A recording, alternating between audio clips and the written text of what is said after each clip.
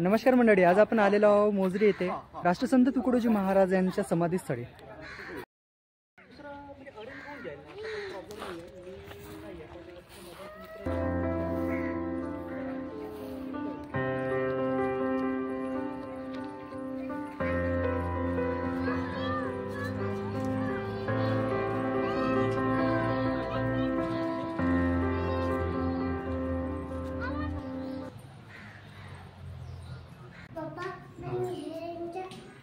हे तुकडोजी महाराजांनी वापरलेलं सामान आहे। पेन आहे, पेन, डायरी। हे धागा बनवत होते स्वतः, ते चरखा नाही।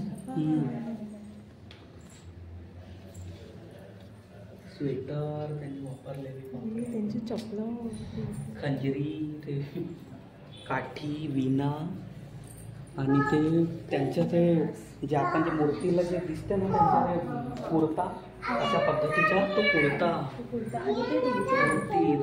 कुर्ता